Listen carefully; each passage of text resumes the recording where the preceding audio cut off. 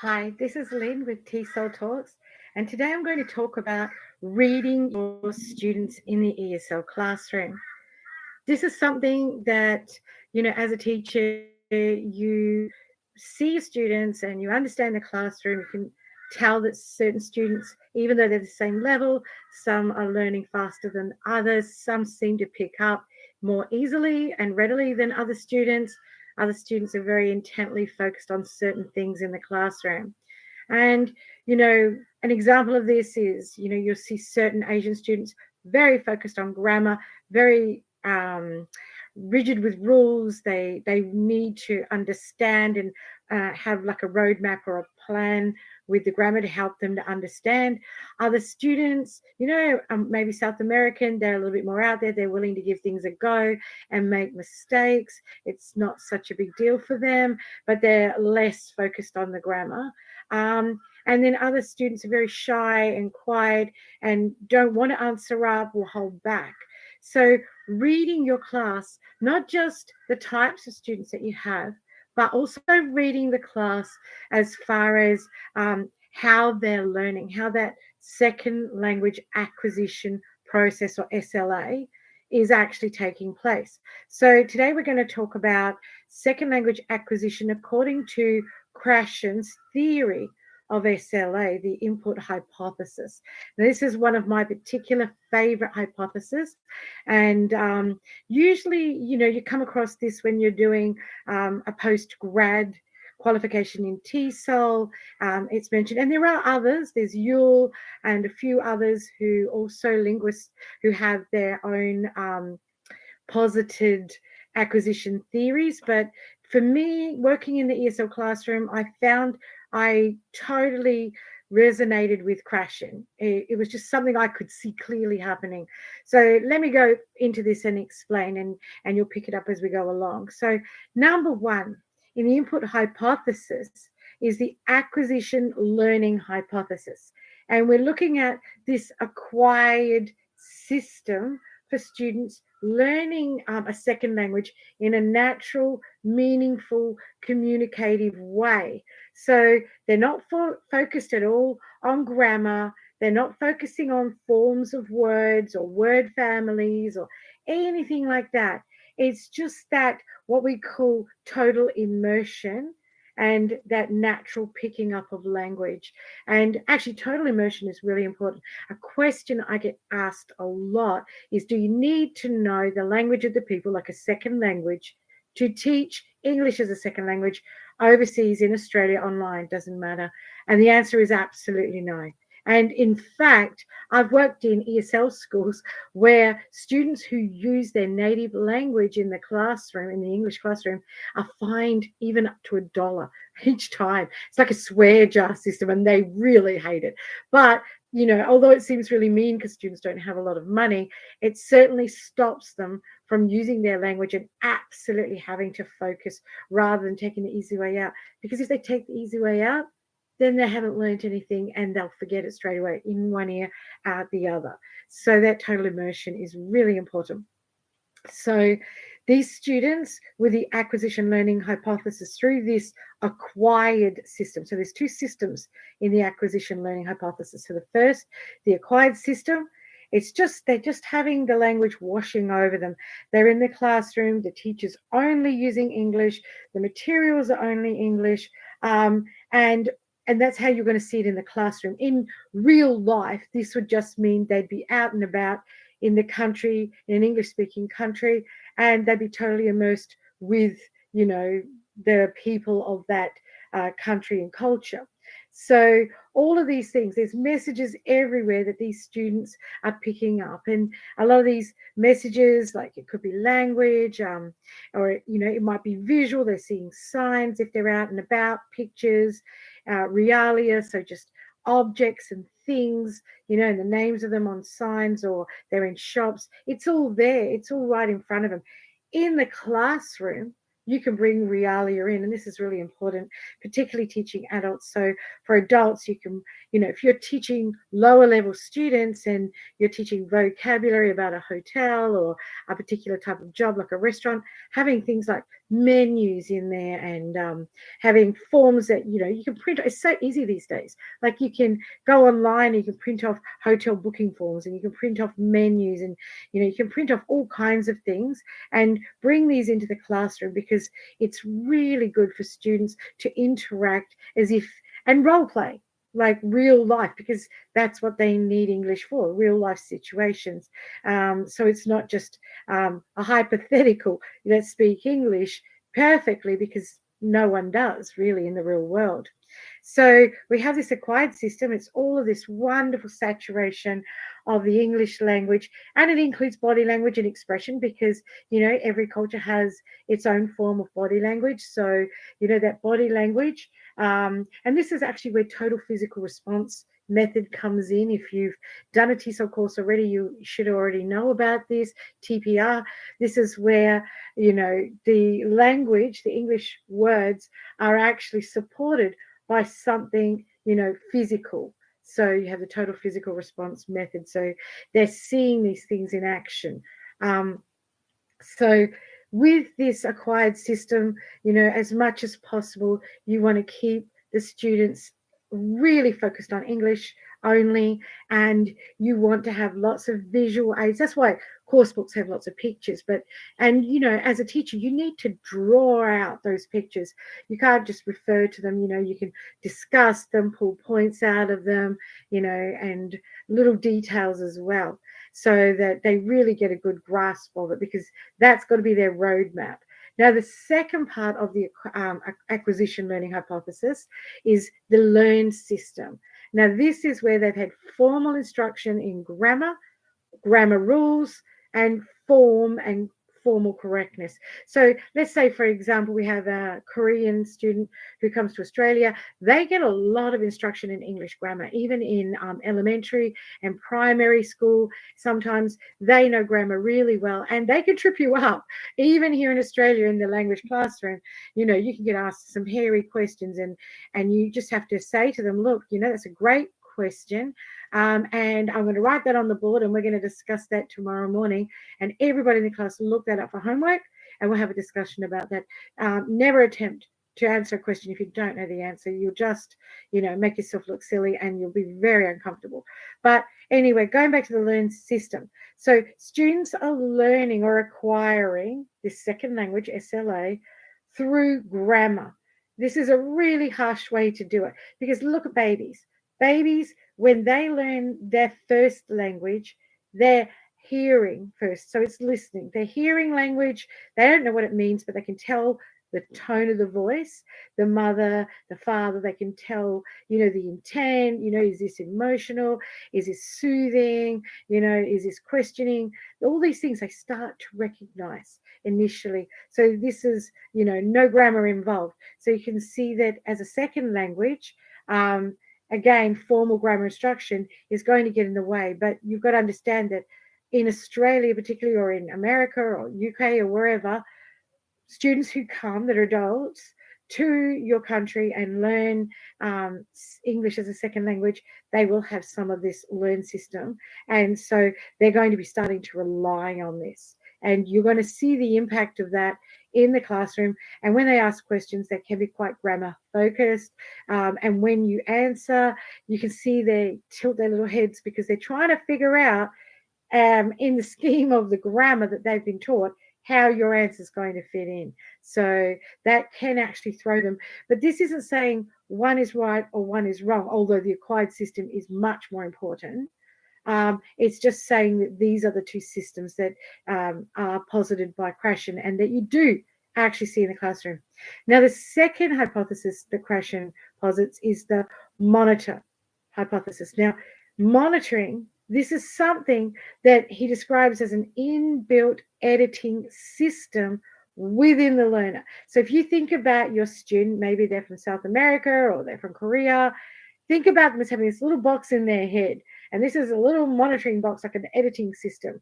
And this editing system is going tick, tick, tick, tick, tick all the time, and supposedly helping them to learn English as a second language and comprehend what's being said to them, what they're being presented with the materials.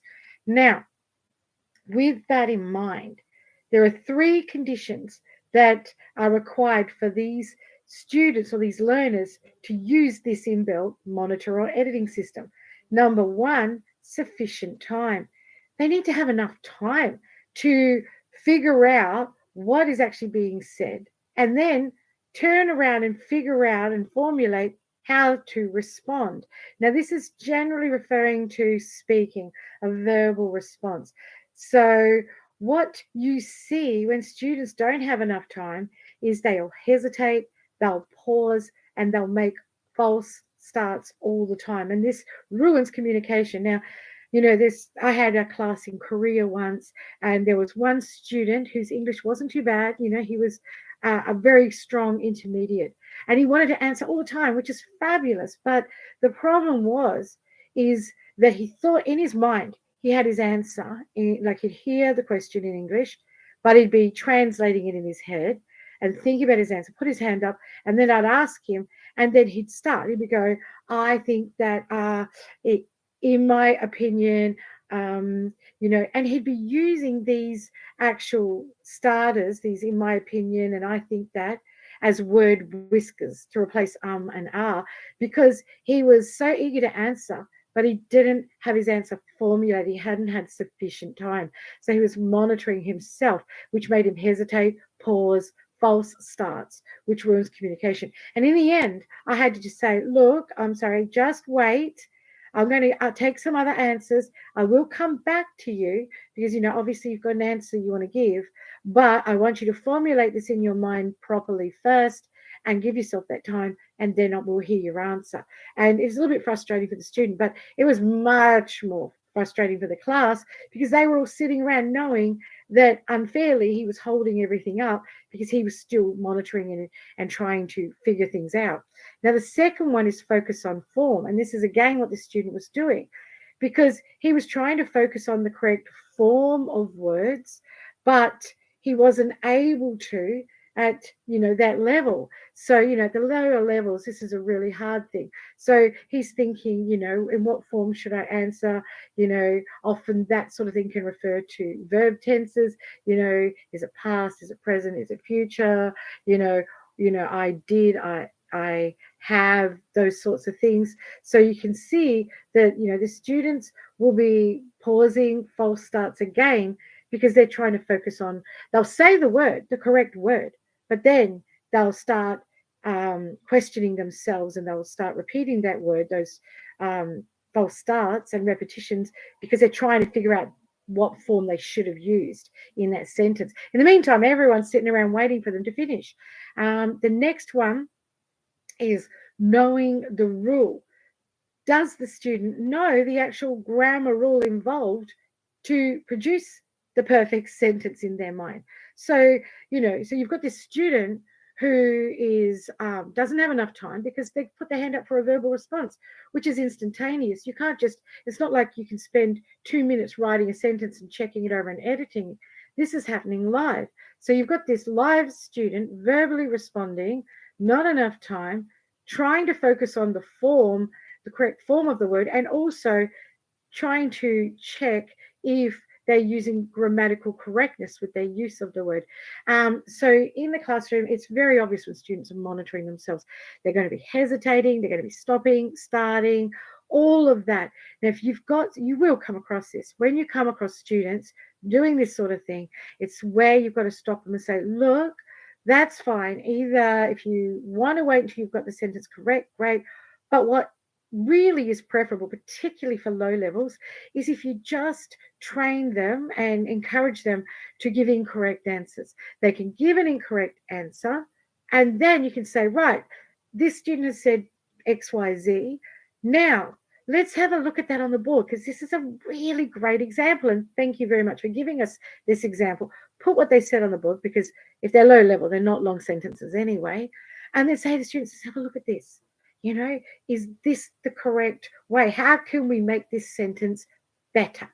So without being negative. So then with the aid of the students as a whole in the classroom, correcting the students and then getting the student who answered to say it again correctly, all happy because now they can see clearly what they were trying to say the right way.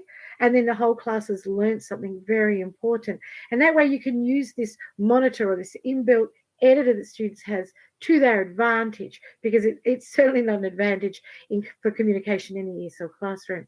So it's just having the experience as a teacher to utilize every single opportunity for meaningful communication and learning. And what you've got to understand also is that teacher talk time is supposed to be 20% and student talk time 80%. So that's really hard to get, I can tell you. But when you are utilizing all opportunities and not burning through material, so you imagine if you were just teaching material and students were saying things, you're going, yep, thank you for your answer, yep, thank you for your answer, and you didn't use these answers for meaningful learning, then you would burn through your material, and an activity could take you 10 minutes out of a published course book. Whereas when you flesh out everything and all learning opportunities, an activity could take up to 30 minutes. And I mean, they are designed in mind for the teacher who is experienced enough to understand to do this. So these are the three things of the Monty hypothesis: sufficient time, focus on form, and knowing the rule. Low levels don't know the rules generally. So, you've just got to consider that. Now, the next thing that Krashen talks about, his next hypothesis, is natural order. This is pretty much taken care of for you as an ESL teacher, because published course books are well aware that certain grammatical structures are learned naturally before others. And this even takes place in the native language. So when we learn our first language, and you notice that children make cute little grammatical errors all the time. They say, particularly with verb tense, they use the wrong, I go to the shop, this type of thing. And, parents are very lovingly correcting them. Well, this happens in all language acquisition. So, and natural native students have caregivers who are going to fix this. You, as the ESL teacher, that's your job. So you help your students, but the course books will carry this through, knowing certain structures are coming before others. And you'll see this in books like Ian Murphy's Grammar in Use, pretty much the grammar Bible for ESL teachers, and books like that. So have a look at those. You'll see, I think the very first thing in the lowest level, I think the lowest level school elementary, is am, is, are. I am, it is, we are. And that's where we start with those. So it's quite interesting. Now, going on to the next hypothesis from Krashen is the Imput Hypothesis.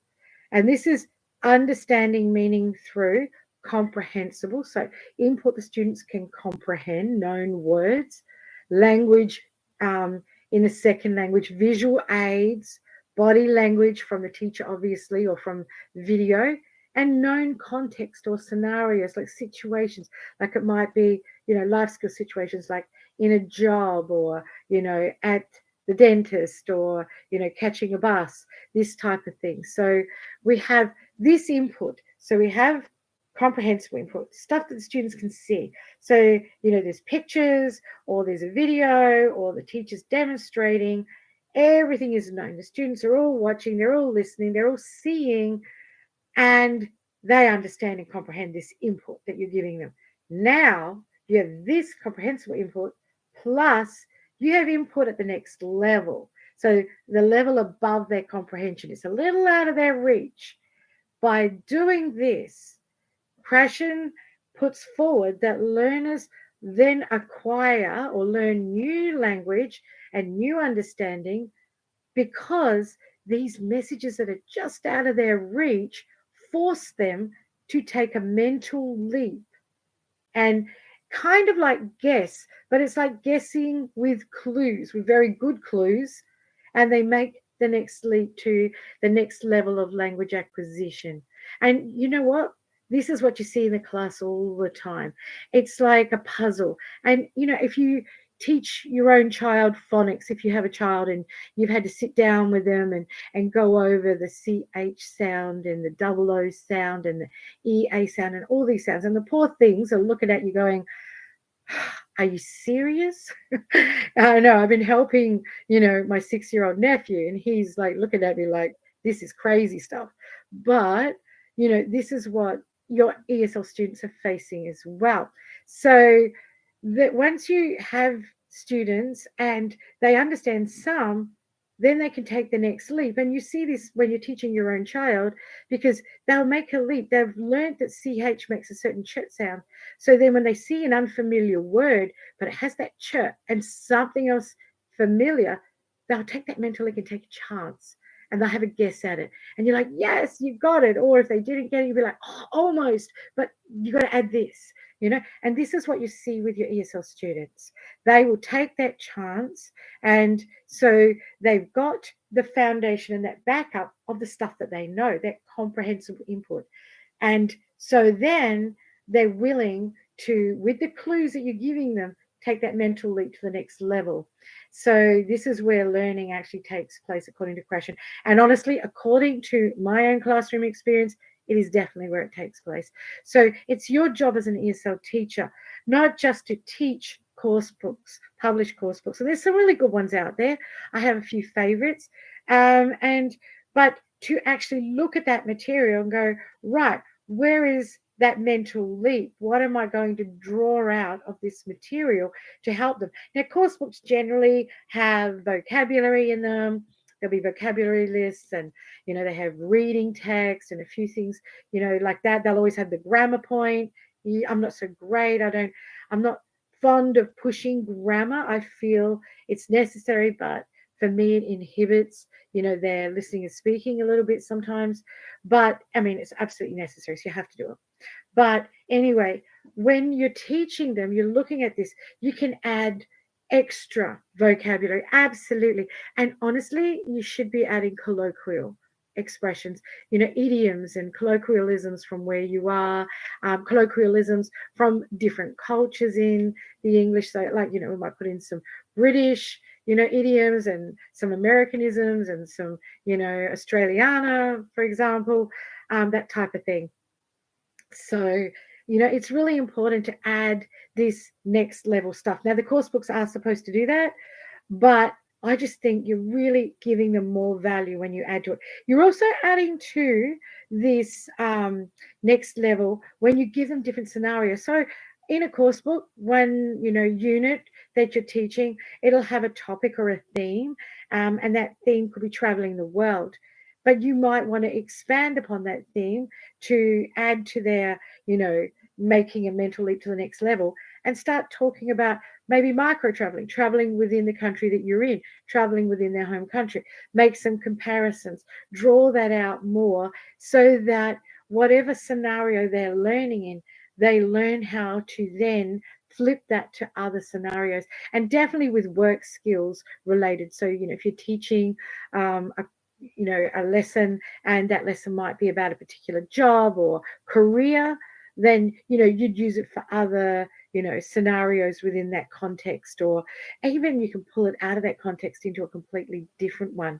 So just be aware that that understanding of comprehensible input, so they're guided because of what they already have as a foundation. They're at a certain level, but then knowing what the next, also, yes, this is important, knowing what the next level looks like. So just say you've got elementary level students, make sure that you understand exactly what pre-intermediate level students look like, because you're teaching them to get to that level. Now, I know the course books are a circular curriculum, and yes, you've got perhaps 20 lessons at one level that they're going to do, and then they're going to go on and do a little test to get up to see if they get into the next level. However, when I say 20 classes, I mean 20 units, 12 to 20. But regardless of what, say, pre-intermediate looks like in the pre-intermediate book, what can you bring to the table? What can you add as far as extra vocab, extra scenarios, expanding on situations that will help them as well? Now, the next and final of the 5 is the affective filter that Krashen discusses, and this is part of second language acquisition. Now, think about the affective filter like a mental block within the ESL learner.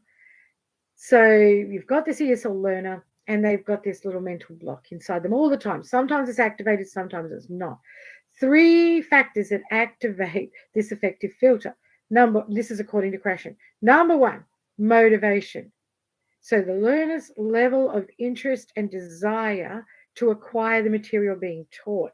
So how interesting is this? And the onus really is on the teacher for this one. No matter what you're teaching, you've got to look at how you can draw that out, how you can give more, how you can make it relevant. So you want learners to have resources and demonstrations and explanations that help them to be motivated as independent learners.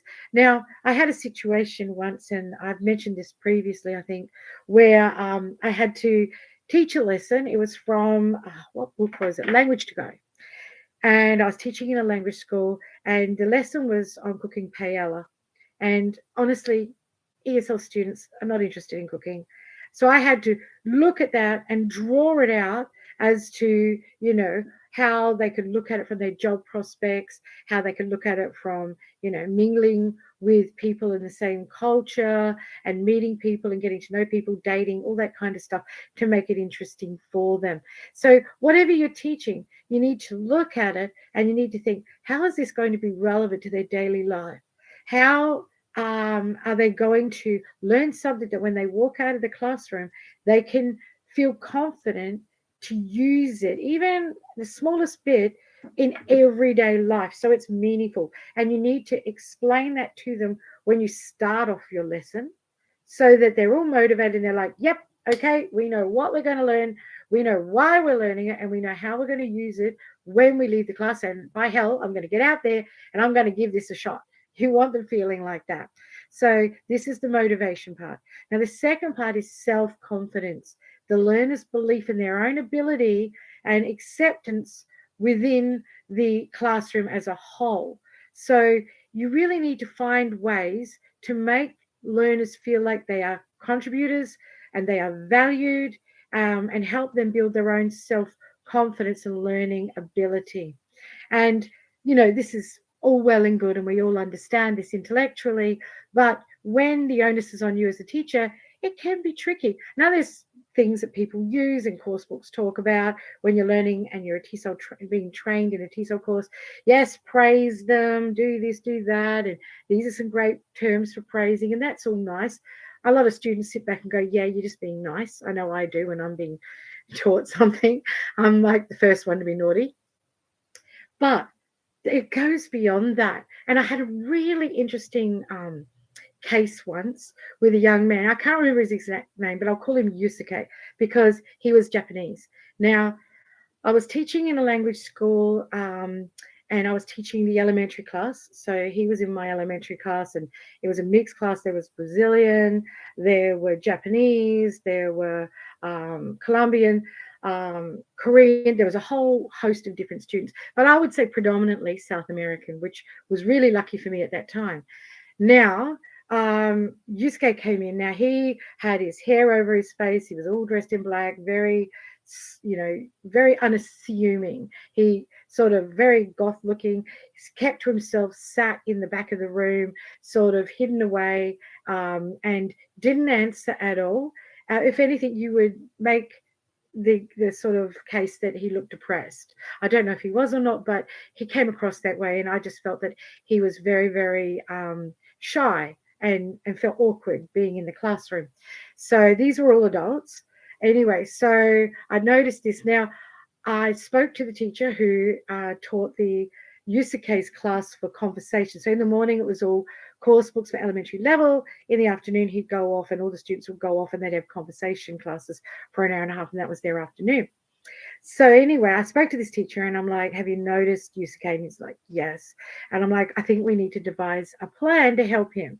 And so between the two of us, we sat down and we devised this plan that no matter what, we were going to give a little bit of extra focus on this particular student to draw them out, to give them a bit more responsibility, to draw other students, to do the same thing. Because, we had some, as I said, South American learners are very, very good and very quick. So in the classroom, how this translated was that if I needed someone to write on the board, I wouldn't ask for a volunteer. I'd go, oh, Yusuke, can you do? I wouldn't do it every time, but I'd do it enough, like every class. So I'd get him up there, and I'd be like, he did have gorgeous writing. I'm like, Yusuke, your writing is beautiful, and everyone would be like, yeah.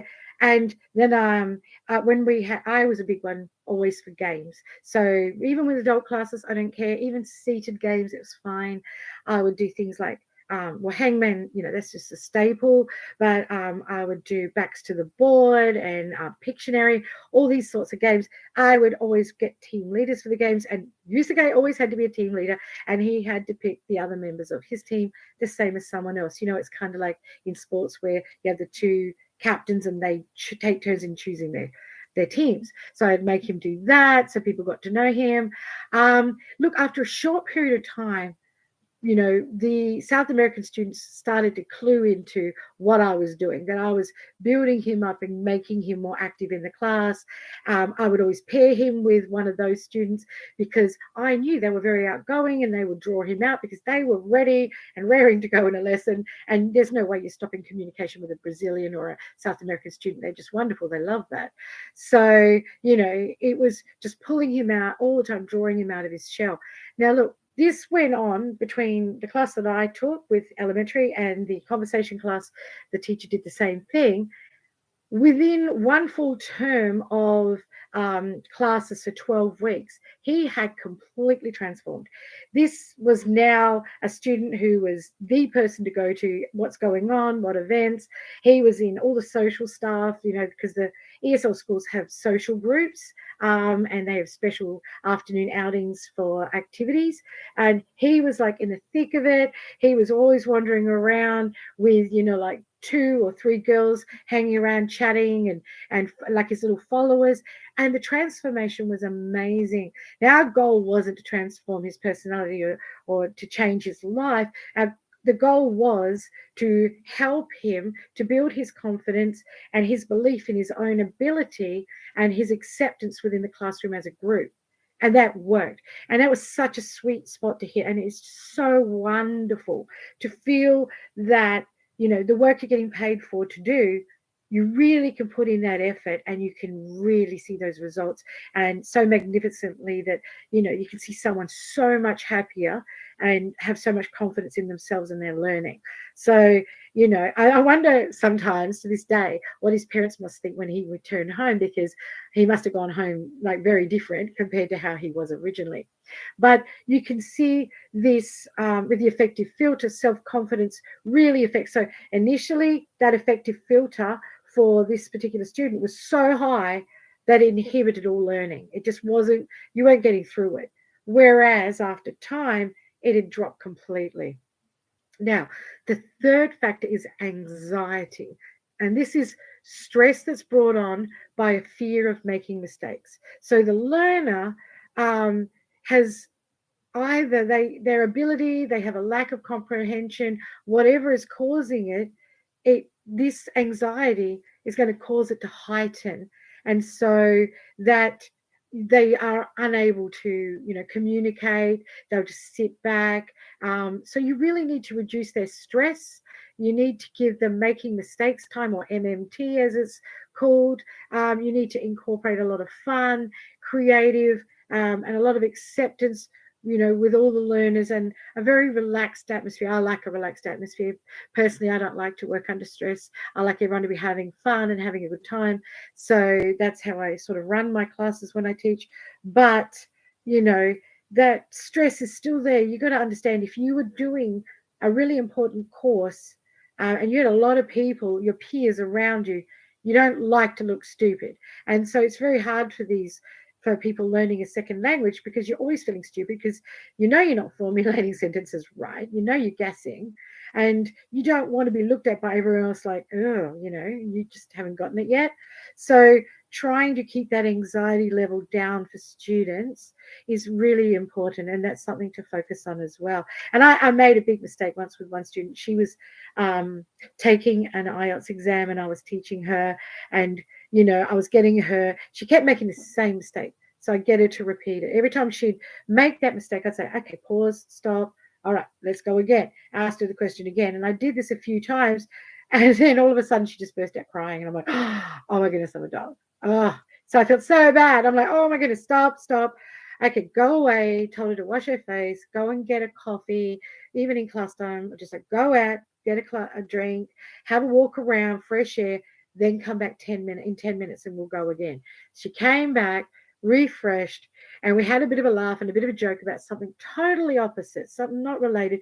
And just out of the blue, I just slipped the question in and she answered it naturally, without hesitation, without stress, and without mistake. And then she just looked at me and she was just laughing. So it's true. The affective filter that Krashen talks about, it is observable. So these students, they get this mental block because, number one, their motivation. If they're blocked because they're not motivated, they're not really interested in the lesson, then the learning's going to be hampered for sure.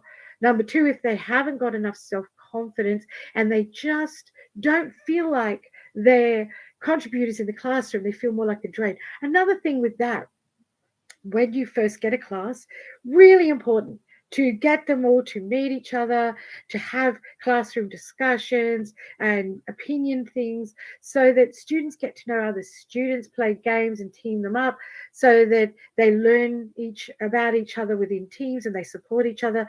But another third thing you can do is observe really well. Figure out which students are best at grammar, which students are best at the form of words, which students are best with good new vocabulary, which students are good with pronunciation. Figure out these students, and which ones are great with handwriting. It doesn't matter. And when someone makes a mistake in any of these areas, don't answer it yourself and say, oh, that should have been XYZ. No way. Why would you take that opportunity away from your class? Say, okay, great. Now, so-and-so has just said XYZ, but we could say this better. What is a better word that we could use, or what is the correct form? And then the person that you know is good at this, say, John, just for arguments, you're not really going to get John's in there actually, but Luca, okay, you're great at vocabulary. What's a word we could use that's more accurate, or it's just showing that little bit higher level? And then that student comes up with a word and everyone's like, oh, good. And they all jot it down and they all practice it. Okay, in your pairs now, practice using that vocabulary word with that sentence with each other. And then they practice it. Good. You always want that production phase. If they learn something, get them to practice it immediately so that they've acquired it. Don't just let it go in one ear and out the other and on their notebooks, which they may or may not ever look at again. So just be aware. So really important to figure out your learners who are good at all different things. I always mapped out my class. I read the class thoroughly, particularly when I first started with a particular class. I would look at them all, learn what their, good things are, where they needed help, figure out who in the class could help them and have them. Because the thing is, you're a facilitator of the learning in your ESL classroom. You are not a learner. So you don't want to take any of their role, of their 80% talk time, of their independent learning away from them. You need to push that all their way. So in my typical classroom, I'd be sitting amongst the learners and I'd have a student up there as the scribe writing on the board. I'd have another one directing things. This sort of thing went on constantly, and the classroom was a very interactive kind of room. I'm not saying that's the right way to handle it for everything, but I would, as much as possible, because these are adult learners too. So, they have life skills. They, don't underestimate, where their position is in society, in their home country, or what job or what skills they have. Just because they're learning English as a second language and they can't do it very well initially, doesn't mean that in their home country that they don't hold some high position or some really great job or have some ability that we're just not aware of in the English language. So, utilize that and let them shine in the classroom for sure. So just going over acquisition learning hypothesis, you've got your acquired system. Remember, this is number one, where they're just absorbing everything through, these messages that are visual aids, realia, pictures, video, body language, expression, all these things. Then you have the learn system. This is that formal instruction in grammar, which is a bit of a hindrance, but it's there and they know it. And actually, it takes the pressure off you teaching grammar to somewhat of a degree, because explaining grammar is not always easy. Then number 2, you have the monitor hypothesis, this inbuilt editing system that they have inside themselves, according to Krashen. And those 3 conditions, they need sufficient time. So if it's verbal, honestly, deal with it. Don't let it slow and bring your classroom to a crunch or a halt. And then you've got focus on form. Do they even know the correct form, and knowing the grammar rule. So you really got to tighten up in the classroom and have them take time to formulate an answer or have someone correct their answers for them.